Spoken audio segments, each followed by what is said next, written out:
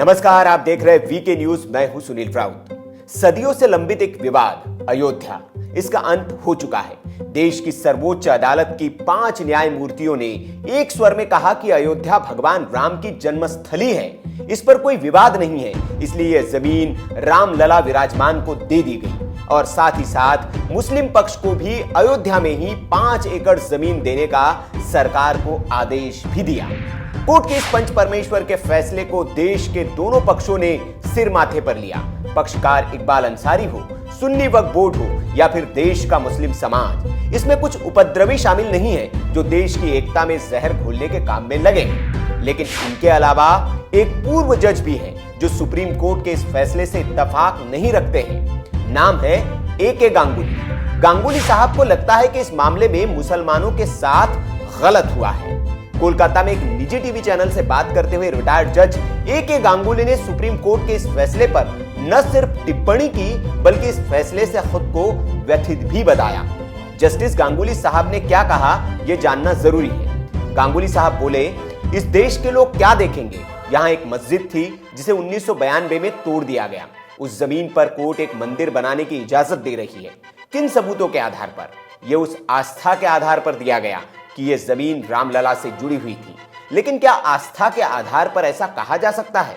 जो सबूत मिले हैं और जो फैसला आया है उससे मैं अपने आप को संतुष्ट नहीं कर पा रहा हूं। हो सकता है कि मेरी समझ में कुछ खामियां हो, लेकिन मेरे विचार से इस जजमेंट में कई सवालों के जवाब अनुत्तरित रह गए।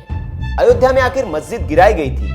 कोई भी कहेगा कि मुसलमानों की मस्जिद गिराई गई थी। सरकार इस मस्जिद को बचाना चाहती थी। इस मामले में अदालत में अभी भी केस चल रहा है। हमारा संविधान जब अस्तित्व में आया तो नमाज यहाँ पढ़ी जा रही थी। एक वैसी जगह जहाँ नमाज पढ़ी, जहाँ पर मस्जिद थी, अब इस जगह को सुप्रीम कोर्ट मंदिर के लिए देने को कह रहा है। ये सवाल मेरे दिमाग में उठ रहा है। संविधान का एक छात्र होने के नाते फैसले को समझने में मुझे थोड़ी दिक्कत हो रही है।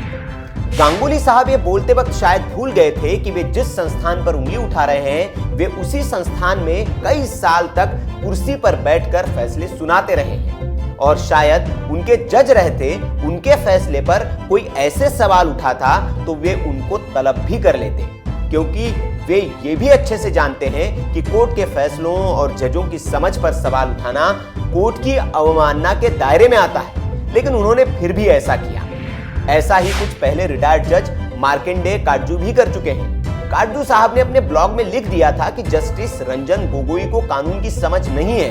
कुछ ही दिनों बाद उनको अदालत की अवमानना के मामले में उसी कोर्ट में खड़ा होना पड़ा था जहां उन्होंने अपने कार्यकाल के दौरान कई फैसले सुनाए थे। जस्टिस गोगोई ने उनकी समीक्षा याचिका खारिज कर दी थी। जस्टिस गोगोई ने तो गार्ड को बुलाकर काटजू को कोर्ट से बाहर करने की बात भी की थी, लेकिन वकीलों की विनती के बाद उन्होंने ऐसा नहीं किया था। अब संभावना तो यह भी है कि रिटायर्ड जस्टिस अशोक गांगुली भी आपको कोर्ट में ऐसे ही खड़े नजर आए, क्योंकि उन्होंने भी सुप्रीम कोर्ट के जजमेंट का अपमान किया है। वैसे 2017 में जस्टिस कर्णन भी कंटेम्प्ट ऑफ कोर्ट के मामले में कोर्ट में पेश हुए थे और उन्हें तो जेल भी जाना पड़ा था। अब काटजू और कर्णन के बाद क्या गांगुली का भी नंबर आएगा, ये तो गोगोई साहब तय करेंगे। लेकिन आपको क्या लगता है, क्या वाकई फैसले में कोर्ट ने एक पक्ष के साथ न्याय नहीं किया है, या फिर ये गांगुली साहब क्या खुराफाती दिमाग की उपज भर है? कमेंट बॉक्स में आप अपनी राय दे सकते हैं। वीडियो अगर आपको अच्छा लगा हो और गांगुली साहब की जो राय है वो अगर आपको लगता है कि और भी जनता तक पहुंचनी चाहिए तो इस वीडियो को आप शेयर कर सकते हैं। और ऐसी खबरों के लिए चैनल को सब्सक्राइब कर लीजिए, बेल आइकन दबा दीजिए ताकि वीडियोस के नोटिफिकेशन आपको मिलते रहें। और देखते रहिए वीके न्यूज। नमस्कार।